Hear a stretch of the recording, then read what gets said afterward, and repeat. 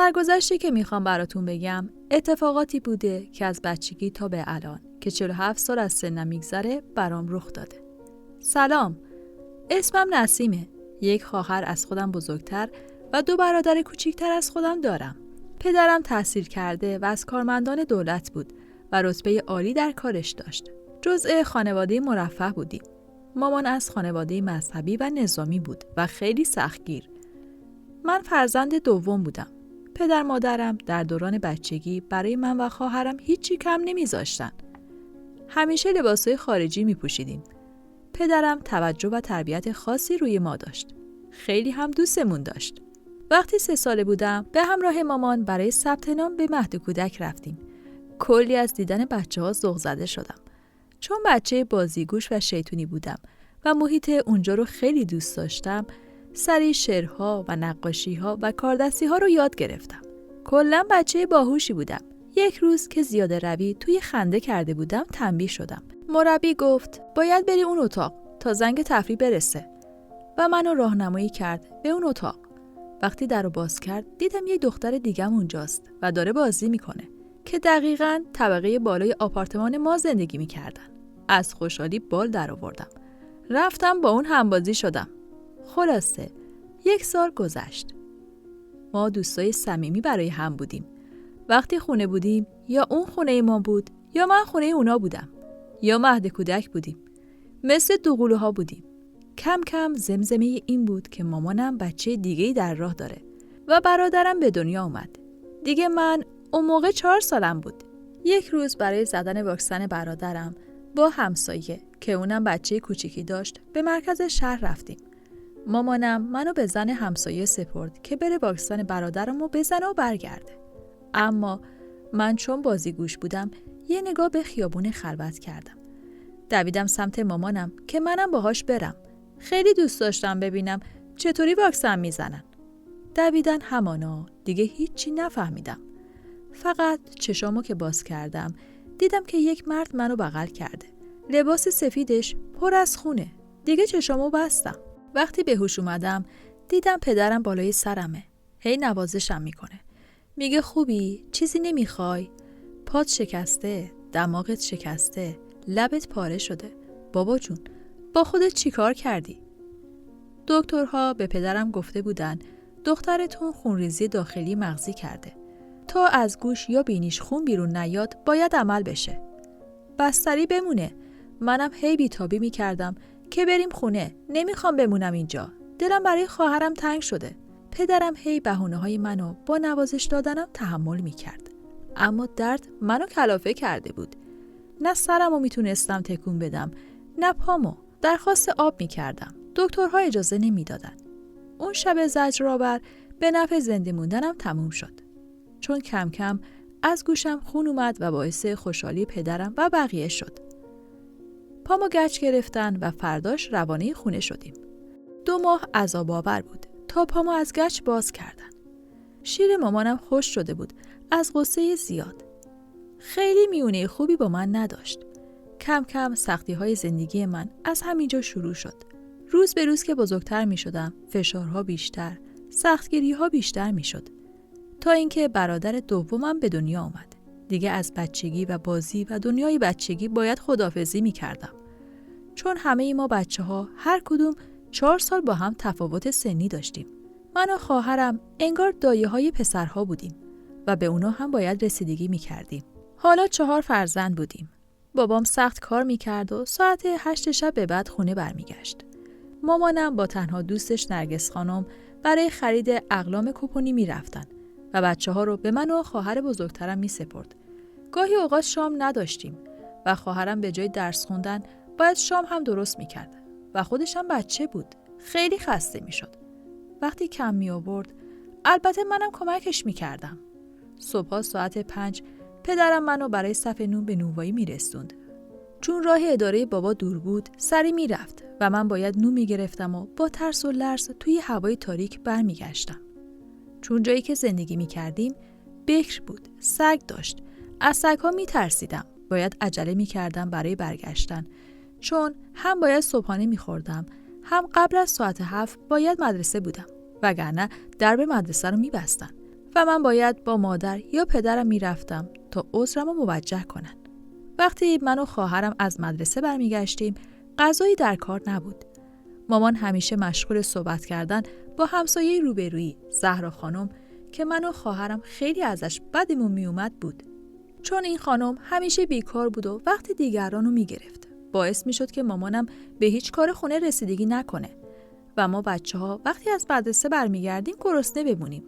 خواهرم طفلکی سری خونه رو جمع و جور میکرد و یه غذای فوری آماده میکرد که ما بچه‌ها گرسنه نمونیم، هرچند که خودش هم سنی نداشت و بچه بود. چندین سال به همین شکل گذشت و خواهرم دیپلم گرفت و دانشگاه قبول شد. من و برادرم همچنان محصل بودیم. یک روز پدر و مادرم برای اینکه بچه‌ها بزرگ شدن و دیگه خونه آپارتمانی برای 6 نفر کوچیک روانه گشتن خونه به بنگاه شدن. یه خونه ویلایی بزرگ دیدن و خریدن.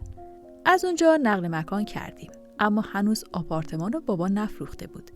من و خواهرم خوشحال که از دست زهرا خانم راحت شدیم. وقتی وارد خونه جدید شدیم خیلی خوشحال و شاد بودیم، چون از یک آپارتمان 107 متری رفته بودیم به یک خونه ویلایی 200 متری حیاط‌دار.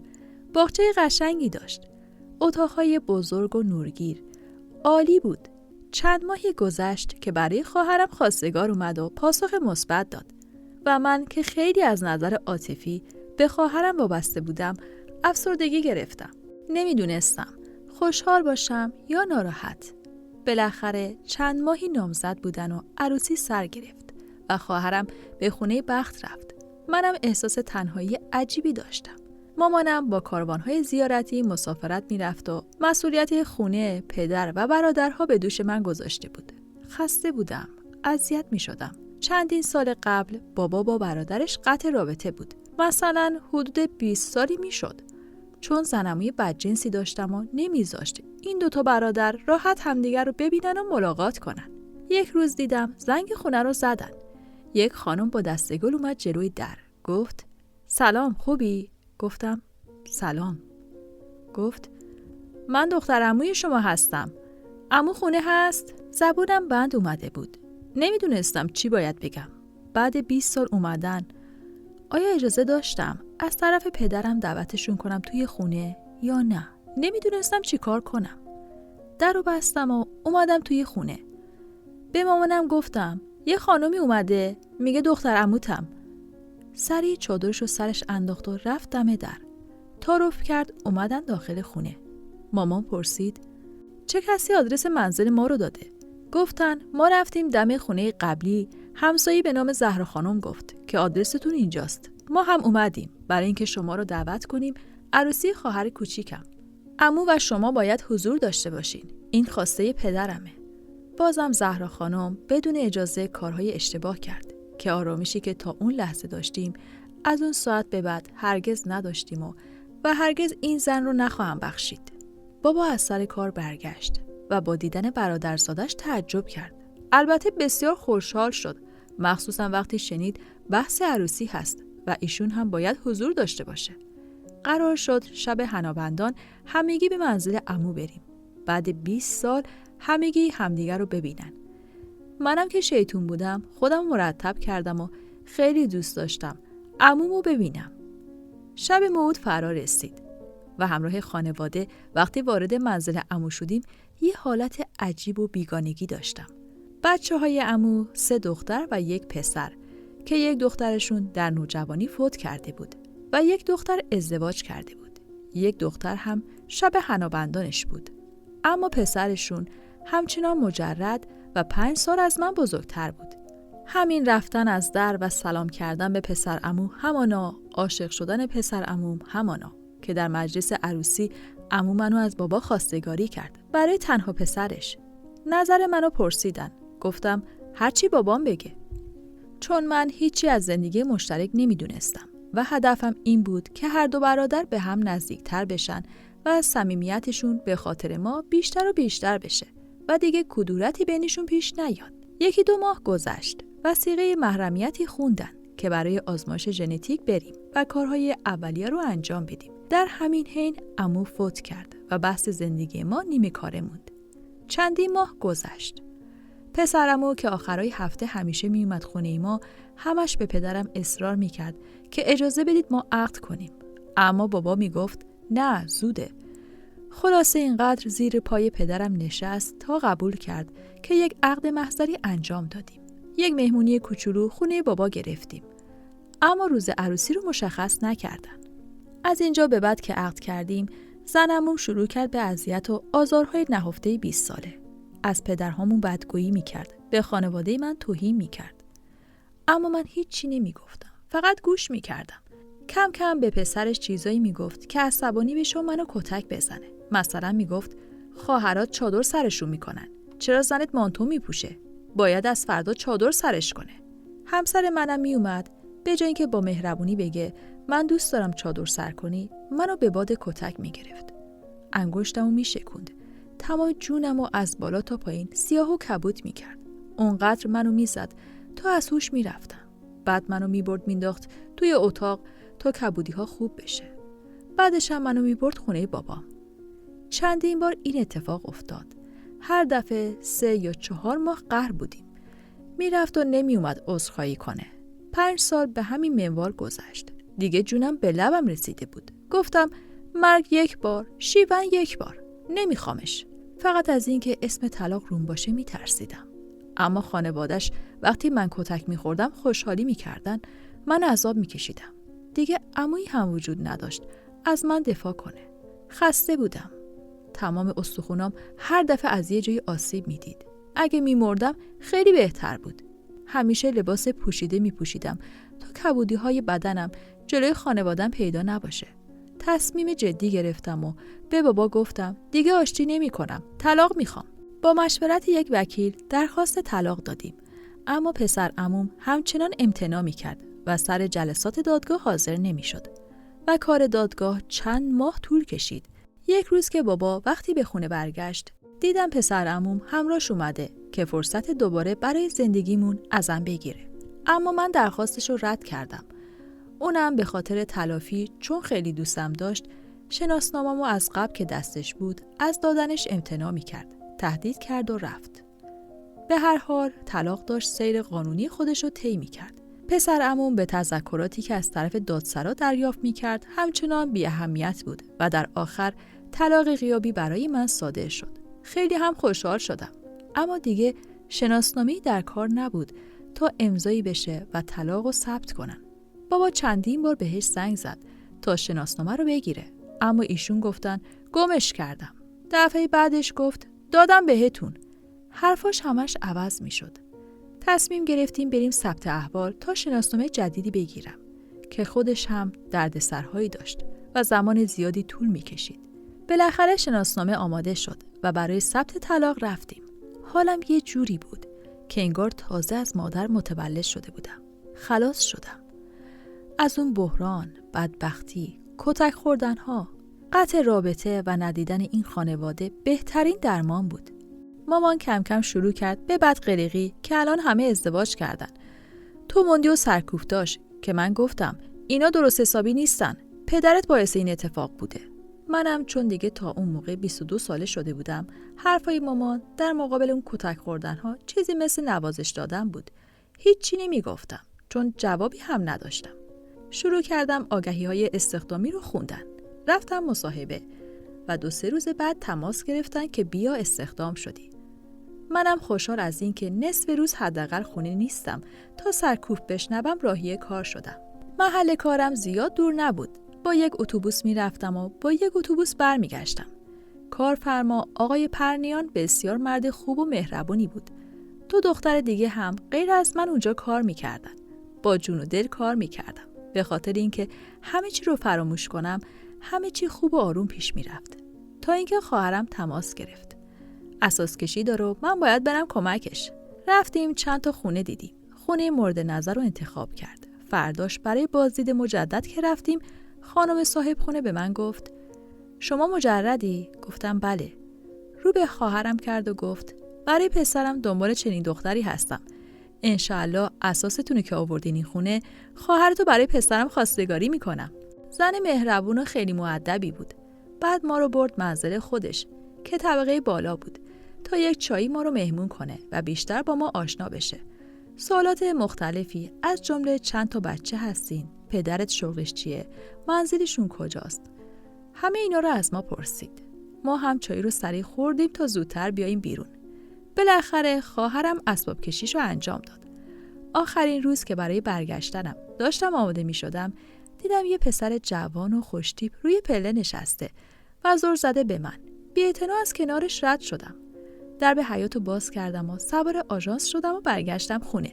خواهرم برای تشکر زنگ زد و با خنده گفت: این آقا پسری که دیدی برای تو میخوام بیان خواستگاری. قلبم از جا کنده میشد، اما دیگه چشمم ترسیده بود. دلم نمیخواست ازدواج کنم. دوباره چنین بلاهایی سرم بیاد. کلاً قصد ازدواج نداشتم. فرصت ریکاوری میخواستم، اما این مسئله داشت پشت هم اتفاق میافتاد. بوی خوبی به مشامم نمیرسید. سوالات مختلف زیادی تو سرم بود که چرا این خانم تو جلسه اولین دیدار ما رو نشناخته، با این همه ثروت باید بحث خواستگاری اونم از خودم رو پیش بکشه و سوالات مبهم دیگه. تولد خواهرم تابستون بود و من زودتر به منزلشون رفتم تا کمکش کنم که شب پدر و مادر و 2 داداشام بیان. تا رسیدم دیدم خواهرم تدارک برای چندین نفر رو بیشتر دیده. گفتم: غذا زیاد درست کردی. خواهرم گفت: آقا رضا هم تولدش درست همین روزه. گفتم: آقا رضا کیه؟ گفت: دامادو میگم. قرار شده همگی جمع بشیم، حیاطو فرش کنیم و اونجا تولدمون رو جشن بگیریم و شام بخوریم. من که خودم باخته بودم، برای روبرو شدن با تمام اعضای خانواده این شخص آمادگی نداشتم. یک کمی غرغر کردم، اما در نهایت این کار صورت می گرفت. بعد از ظهر از پنجره دیدم مردی مسن حیاطو که خیلی هم بزرگ بود آب و جارو کرد. بعد از خوش شدن فرش انداخت و اومد دم در خونه خواهرم. باهاش کمی حرف زد و رفت. شب شد. همه چی آماده بود. خانوادم اومدن و خواهرم با عنوان کردن موضوع همگی به حیاط رفتیم و خانواده آقا رضا هم اومدن. خیلی خونگرم و پدرها همشهری هم در اومدن. بعد از صرف شام مادرشون اجازه گرفت تا برای خواستگاری به منزل بابام بیان. مامانم از خدا خواسته، اما همچنان ترس و واهمه داشتم. بعد از دیدن رضا من واقعا فکر کردم شاید مرد زندگی خودم رو پیدا کردم و نباید لگد به بختم بزنم، چون هم پدرش بهترین نقطه تهران براش خونه ساخته بود و هم از نظر شغلی و مالی همه چی عالی به نظر می رسید که پسر مستقلیه. چهره رضا دوست داشتنی مردی روی زمین بود. چشمای اونو دیگه هیچ جای دنیا پیدا نمی کردم. رنگی که داشت نمیدونستم چه رنگیه، چون هر لحظه یه رنگ به خصوصی بود.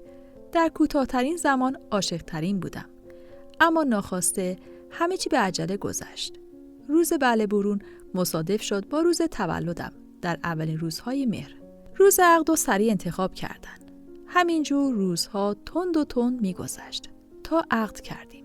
بعد از عقد وسایل بزرگ جهیزیه رو خریداری کردیم. یک لحظه شک به رضا نداشتم. با تمام وجودم دوستش داشتم، اما میدیدم زیاد رغبتی به من نشون نمیده. دلیلش رو از مادرش پرسیدم. مادرش گفت: کارش زیاده، ولش کن. ناگفته نمونه، مادرشونو خیلی خیلی دوست داشتم و عزیزم بود و ایشونم منو خیلی دوست داشت. بهشون خیلی احترام میذاشتم. یه شب مهمونی دعوت بودیم. دیر وقت برگشتیم. همگی اومدیم بالا. رضا داشت ماشینو پارک میکرد، اما 1 ساعتی شد که نیومد. نگران شدم. رضا یک برادر و یک خواهر کوچیکتر از خودش داشت. دست خواهرش رویا رو گرفتم و گفتم: بیا بریم ببینیم رضا کجاست. در کوچه رو باز کردم. دیدم نه، هیچ خبری از رضا نیست. تا وسطای شهرک که یک میدون داشت رفتیم. دیدیم از باجه تلفن وسط میدون به شخصی زنگ زده و هی داره عذرخواهی میکنه و میپرسه: الان بیمارستان بستری هستی؟ کی پیشته؟ یک دفعه پشت سرش ما رو دید. حرفش رو قطع کرد و گوشی رو گذاشت. با عصبانیت گفت: اینجا چه کار میکنید؟ گفتم: تو که موبایل داری، چرا از تلفن عمومی زنگ زدی؟ با کی حرف میزدی؟ خلاصه داستانی برای من سرهم کرد و گفت: شارژ گوشیم تموم شده بود، اومدم یه ذره پیاده راه برم. امشب زیادی غذا خوردم. دیگه چون دوستش داشتم تحت فشار نذاشتمش. برگشتیم خونه و خوابیدیم. چند روز بعد که بیرون بودیم گفتم رضا چرا من نباید شماره مغازه تو رو داشته باشم؟ مگه من زنت نیستم؟ رضا گفت همین که به گوشیم زنگ میزنی کافیه. پسر کم حرفی بود. معمولاً توی خودش بود و با دیگران زیاد حرف نمیزد. انگار مشکلی داره و به اجبار داشتن براش زن میگرفتن و من این احتمالو میدادم. مدام برای تسکین به خودم میگفتم نه، چون باهوش و حیاس اینجوریه. همه عاشقش بودن. تو همین فکرها بودم که توی ماشینش چشمم خورد به کارت‌های مغازش، چون نمایشگاه مبلمان داشت. یه دونه از کارت‌ها رو برداشتم و به شوخی گفتم از این به بعد به مغازت زنگ میزنم. دیگه رسیده بودیم دم در خونه بابا. منو پیاده کرد و با عصبانیت گاز داد و رفت. از صدای لاستیک ماشین داداشم در خونه رو باز کرد و گفت چی بود؟ پس آقا رضا کجاست؟ گفتم دیر وقت دیگه، رفت خونه‌شون. فقط اومده بود منو برسونه و بره. بعد از اون جریان حدود 1 سال دیگه رضا رو ندیدم. هرچی هم زنگ می‌زدم به موبایلش جواب نمیداد. از مادرش سراغشو میگرفتم، احوالشو میپرسیدم، مبهم جواب میداد. کم کم شک کردم چرا اینطوری رفتار میکنه. با برداشتن فقط 1 کارت بره و 1 سال بهش بر بخوره تحمل سنگینی بود برام. اونقدر عصبانی بودم که به مادرش گفتم اگه نمیخواد ادامه بده تکلیف منو مشخص کنه. چون نه درگیری بینیمون اتفاق افتاد و نه صحبتی، نه دعوایی. چی شد؟ چرا پسرتون با اشتیاق اومد ولی الان منو بلا تکلیف گذاشت و رفت؟ 1 ماه بعدش روز عروسی رو مشخص کردن و برای پرو لباس عروس که رفتم 1 وجب لباس گشادتر شده بود. ناگفته نمونه. من 45 کیلو بودم. شده بودم 40 کیلو. اونقدر که قصه خورده بودم و هیچ کسی از حال درونم خبری نداشت. لوازم جهیزیه به بهترین شکل چیده شد و خونه مجللی به نظر می اومد. خودم خونمو دوست داشتم و آرزوی هر دختریه که با وسایل نو و همسری که دوستش داره بهترین و رویایی ترین زندگی رو داشته باشه. داشتم آماده می شدم که رضا منو برسونه خونه بابام تا 2 روزی که به عروسی مونده کارهای عقب مونده رو برسیم. دیدم گوشیش زنگ خورد و مشکوک حرف میزنه. انگار نفهمید که من پشت سرشم. مدام داشت قربون صدقه شخصی که پشت تلفن بود میرفت. انگار زبونش برای اون باز شده بود و تمایل زیادی برای حرف زدن بهش نشون میداد. 1 دفعه عکس منو که توی شیشه پنجره افتاده بود دید و برگشت. نگاه کرد و سریع گوشی رو قطع کرد. خیلی سریع منو به طبقه پایین که خونه مادرش بود هدایت کرد تا از دست سوال و جوابهای من خلاص بشه. روز عروسیم خوشگل‌ترین و کوچولوترین و لاغرترین عروس شهر بودم. البته به گفته تمام مهمونها. اما با وجود رضا تمام زجرهایی که توی 7 سال اخیر کشیده بودم و میخواستم یک شبه به فراموشی بسپارم و زندگی نو و جدیدی رو شروع کنم. حس میکردم موفق شدم. بابام در طول عروسیم صدها بار بغلم کرد و آرزوی خوشبختی برام کرد. و آخر شب دست منو گذاشت تو دست رضا. بابا گفت دخترمو خوشبخت کن. اول به خدا و دوم به تو سپردمش. کاری نکن ناراحت شه. چون دختر خیلی مظلومیه. سختی زیادی کشیده. رضا هم قول داد که این چنین باشه. اون شب رضا اصلاً تمایلی نسبت به من نشون نداد. منم روی خستگیش گذاشتم و خیلی عادی برخورد کردم. چون نمیخواستم از دستش بدم. هر چیزی رو به نحو حسن انجام میدادم تا راضی باشه. مادر رضا که طبقه پایین ما زندگی میکرد صبحانه مفصلی پشت در گذاشت و فقط زنگ در رو زد و رفت. مهمونها از شهرستان اومده بودن. کم کم باید میرفتن. صبحانه رو خوردیم و برای بدرقه اونا رفتیم پایین. همه تبریک مجدد گفتن و آرزوی خوشبختی کردن و رفتن. رضا صبحها میرفت سر کار، شبها هم تا ساعت 10 گاهی 11 برمیگشت و من منتظر و چشم به راه میموندم و تنها گاهی گرسنه میخوابیدم. 3 هفته بعد بابا کلید ویلای شمال رو برای رفتن به ماه عسلمون داد که بریم و هوایی هم تازه کنیم. به درخواست من با این رضای کم حرف که حوصله‌ام سر میره به بابا و مامان پیشنهاد دادم اونا هم بیان تا با هم باشیم. داشتم وسایلم رو جمع جور میکردم تا برای مسافرت آماده بشیم. دیدم رضا دوباره داره مشکوک با گوشیش حرف میزنه. این بار گوشامو خوب تیز کردم ببینم چی میگه. میگفت باشه عزیزم، بذار من از ماه عسل برگردم، تو هم چمدون ماه عسلمون رو ببند. برگشتم با تو هم یه سفر میریم. متوجه زن دیگه شدم که دیگه راه برگشتی در کار نبود و خیلی خیلی دیره. سری گفتم کیه پشت خط؟ با کی میخوای بری سفر؟ بده من گوشی رو ببینم کیه؟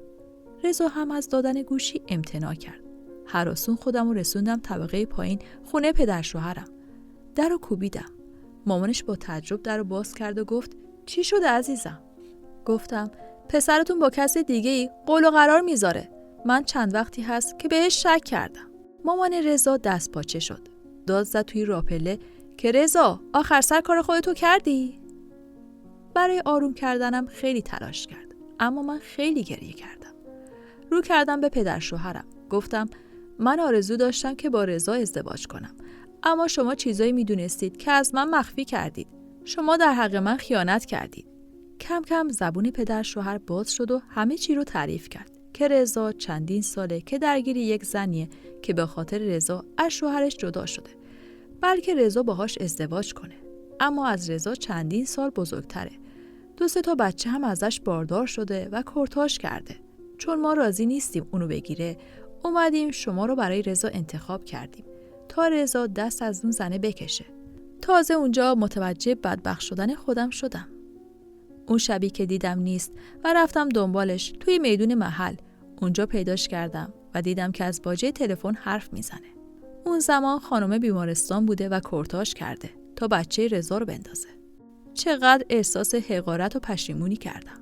اینقدر به خودم فحش دادم که عاشق یک مرد هرزه شدم که برای من ارزشی قائل نیست. حتی الان سر زندگی خودشه، اما تمام توجهش به اون خانومه هستش. با هر بدبختی بود با خودم گفتم راه برگشتی به خونه پدرم ندارم. با 1000 تا التماس شماره تلفن اون خانومو از مادر شوهرم گرفتم تا با اون خانم صحبت کنم، بلکه دست از سر رضا برداره که منم بتونم زندگی کنم. یک روز بدون اینکه رضا متوجه بشه زنگ زدم به شماره‌ای که مادر شوهرم داده بود. خانمی مسن جواب داد. بعد از معرفی کردن خودم التماسش کردم که دست از رضا بکشه و رهاش کنه. اون زن با وقاحت تمام گفت اونه که زندگی منو خراب کرده، من کاری بهش ندارم. روز به روز لاغرتر و رنگ پریده تر می شدم. تازه عروس بودم، اما حال جالبی نداشتم. به شمال رفتیم، مثلا معسل. 2-3 روز تموم کردیم و برگشتیم. غم و غصه از سر و رو می بارید. با کسی حرف نمی زدم. وقتی برگشتیم رضا با اون خانم به مدت 1 هفته رفت مسافرت. هرچی به خانواده‌اش گفتم راهی برای رام کردن پسرشون پیدا نکردن. توی خونه خودم رو حبس کرده بودم. خواهرم از اونجا نقل مکان کرد و چند تا کوچه بالاتر رفت. چون مستاجر بودن 1 روز رفتم خونه‌شون. با خواهرم درد و دل کردم. به اون گفتم که چه مشکلی دارم. خواهرم بعد برگشتن من سریع به پدر و مادرم خبر داد. بابا تماس گرفت و گفت بیا باهات کار مهمی دارم. وقتی رفتم از حرفاش فهمیدم همه چیزو میدونه. نتونستم کتمان کنم چون از خواهرم قول گرفته بودم به کسی چیزی نگه. چون برگشتنم به خونه بابام غیر ممکن بود. بابا شماره تلفن اون خانومو از من خواست تا خودش باهاش حرف بزنه و بهش هشدار بده. همین کارو انجام داد. چند روز بعد که رضا از سر کار برگشت دیدم مهربون شده. همش جویای حال بابا و مامانه. گفتم آخر هفته دعوتشون میکنم. جمعه شد. خانوادم اومدن و سر صحبت باز شد. بابام گفت اگه نمیتونی دخترمو خوشبخت کنی میبرمش. رضا رو کرد به من و گفت وقتی راز مهمی که فهمیدی رو تو دلت نتونستی نگه داری بهتره با خانوادت بری. خیلی گریه کردم. نادم از این که چرا با خواهرم درد و دل کردم و اینجوری باید دست از زندگیم به راحتی بکشم و برم. وسایلم رو جمع کردم. با پدر و مادرم برگشتم منزلشون. بابا درخواست طلاق رو به دادگاه داد و این دومین ناکامی از زندگی من بود. جهیزیه به منزل بابا برگشت. مامانم دوباره سرکوب زدن‌هاش شروع شد. اعصابی نمونده بود برام. به خودکشی فکر نمی‌کردم چون هنوز خیلی جوان بودم. تازه 25 سالم بود. قول دادم که دیگه هرگز ازدواج نکنم، حتی در سخت‌ترین شرایط و حرفایی که بهم زده میشد. بالاخره ثبت نام کردم. درس خوندن رو دوباره شروع کردم. 3 سال گذشت. با هر سختی که بود، نزدیک سال آخر بود که درسم تموم شه. خواهرم تماس گرفت. گفت برم منزلشون. چون یک کمی دیر به دیر همدیگر رو میدیدیم. گفتم باشه، آخر هفته میام. وضو گرفتم نماز بخونم. وسط نمازم دیدم مامان گوشی رو آورده میگه خواهرت باهات کار داره. سریعتر نمازتو تموم کن. وقتی گوشی رو گرفتم خواهرم گفت اگه آخر هفته میای یه دست لباس مهمونی هم بیار. پرسیدم برای چی؟ خواهرم گفت همسایه روبرویی برای تنها بچهش تولد گرفته. ما هم دعوت کرده. تو هم باید با ما بیایی. کت و شلوار کرم رنگ و کفششو داشتم. کادویی هم خریدم و رفتم منزل خواهرم. غروب جشن اون بچه شروع شد. به همراه خانواده خواهرم رفتیم. مهمونی مختلط بود. همه شاد بودن. چون بچه بعد چندین سال به دنیا اومده بود، کادو رو دادم و نشستم کنار خواهرم. استقبال خوبی داشتن. موقع شام دوست خواهرم اومد، دم گوش خواهرم چیزی پرسید و رفت. متوجه نگاه‌های سنگینی شدم از سمت یک آقایی که روبروم نشسته بود و دائما از صاحب مجلس سوالاتی میپرسید. خودم رو جمع و جور کردم. به خواهرم گفتم راحت نیستم، زودتر بریم خونه. خلاصه مجلس تموم شد و برگشتیم. از فردا شروع کردم به تحقیق کردن از من که این آقا از خواهرت خوشش اومده، میخواد بیاد خواستگاری. منم که دیگه ازدواج نمی کنم. کم کم به گوش خانوادم رسید که ایشون مهندس عمران هستن و میخوان ازدواج کنن. اما من قبول نمی کردم. بابا با هم صحبت کرد. گفتم نه دیگه، اصلا حرفشو نزنید. مامانم هرچی گفت قبول نکردم. 8 ماه گذشت. مامانم دیگه شروع کرد به بد و بیراه گفتن به من و خودشو میزد که چرا نمیری سر و سامون بگیری. دخترای مردم همه الان سر زندگی خودشونن. تو اینجا ور دلمی. با پافشاری شوهر خواهرم از پدرم اجازه گرفتن. این آقا یک دفعه بیاد برای خواستگاری تا حرف بزنه. راه خونه رو یاد گرفت. اصلا بهش حسی نداشتم. ازش خوشم نمی اومد. 12 سال از من بزرگتر بود. همسر قبلشو به همراه یک دختر 3 ساله طلاق داده بود. اهل شهرستان بود. چیز زیادی ازش نمیدونستم. به هر حال اون شب برای اولین بار اومد خواستگاری. اونم فقط قبول کردم چون بابا گفت بیاد بره. در نهایت جواب منفی میدیم. دیگه هم نیاد. اما دریغ گفتیم نه. 7 یا 8 ماه در خونه بابای منو ول نکرد. گفت باید این دختر رو بدید به من. خیلی با هم صحبت کردن. خیلی با خودم کلنجار رفتم که شاید خوشبخت بشم. میترسیدم. دیگه 27 سالم بود. گفتم هرچه بادا باد. من که خیلی از نوجوانی ندیدم. شاید از من بزرگتره، درکش بالاتر باشه. بالاخره فقط توی دفترخونه ازدواج با یک حلقه زنش شدم. بدون هیچ جشنی. 2 ماه که گذشت مامانم گفت چرا پس نمیاد تو رو ببره سر زندگیش. زنگ زدم. گفتم سریعتر خونه بگیر و منو ببر. جهیزیه هم که آماده بود. خونه اجاره کرد و رفتیم سر زندگیمون.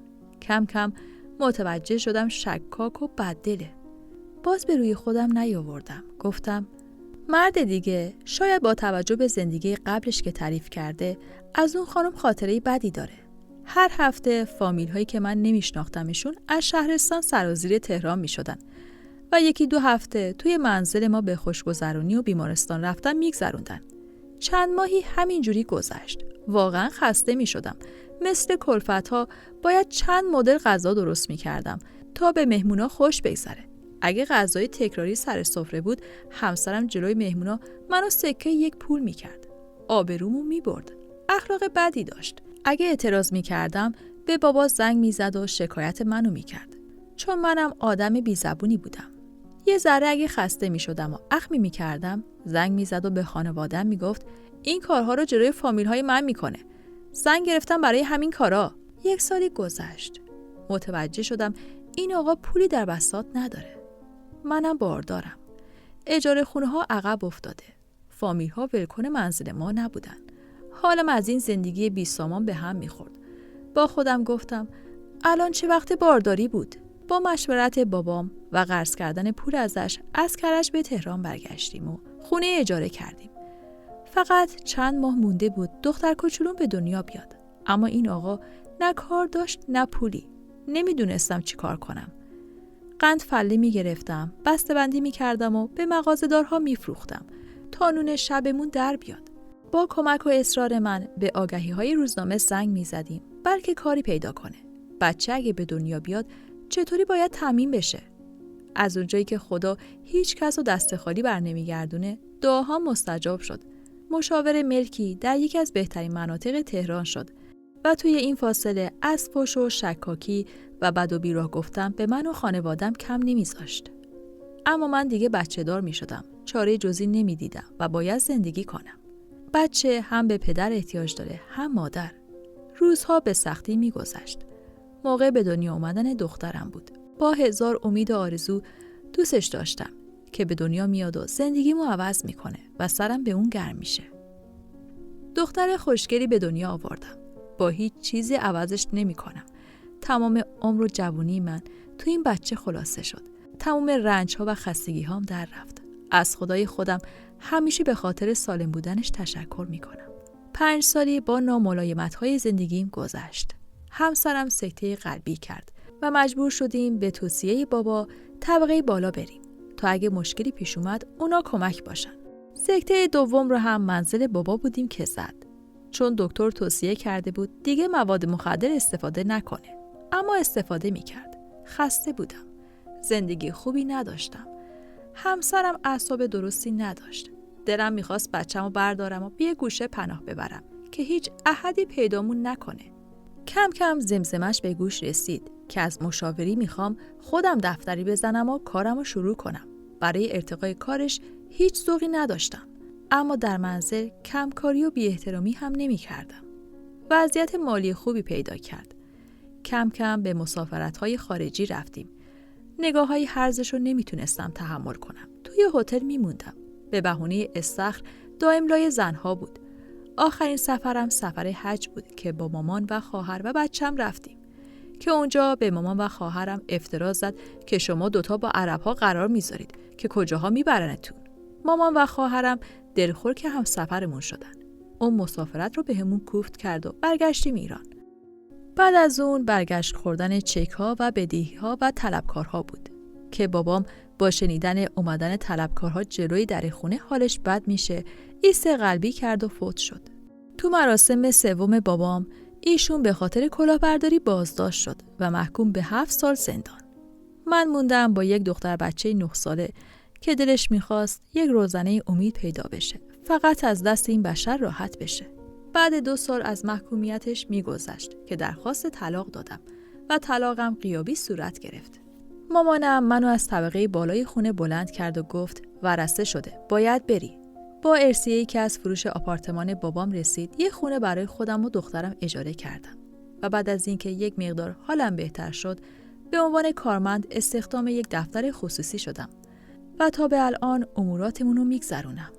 چند سالی هست که با دخترم تنها زندگی میکنم. امسال وارد 18 سالگی شده و سال آخر دبیرستان رو میخونه. خودش رو آماده میکنه برای کنکور. البته از سرنوشت پسرعموم دور و دور خبر دارم که با وجود 2 بچه، خانمش بچه‌ها رو برده جای دیگه زندگی میکنن و طلاق گرفتن. و سرنوشت رضا هم اینطور شد که با دختری ازدواج کرد و صاحب یک پسر شد. خانمش مهماندار هواپیما بود. هواپیما در اثر نقص فنی سقوط کرد و این خانم فوت کرد. شاید این داستانو گوش داده باشین و سرتون گرم شده باشه. اما من هر شب و روزش مردم و زنده شدم. بهترین حامی زندگیم که بابام بود و از دست دادم. بهترین سالهای عمرم 17 سالگی تا 47 سالگی من بود که هدر رفت. عزیزای دلم، لطفاً تصمیم درست بگیرید تا مثل من فنا نشید. و آقا پسرهای گل، اگه نمیتونید کسی رو خوشبخت کنید، نزدیک دختری نشید و بهش پیشنهاد ازدواج ندید که یک عمر زندگی خودتون و هم دیگران رو ازش نگیرید. امیدوارم که این داستان درس عبرتی بشه برای دختران و پسران سرزمینم. دوستان عزیزم، لطفاً دیدگاه‌های زیباتون رو در مورد این داستان تو کامنت ها برام بنویسید و با لایک، کامنت، سابسکرایب کردن از من حمایت کنید. تا یادم نرفته اون زنگوله رو هم فعال کنید. مرسی که همراه منی.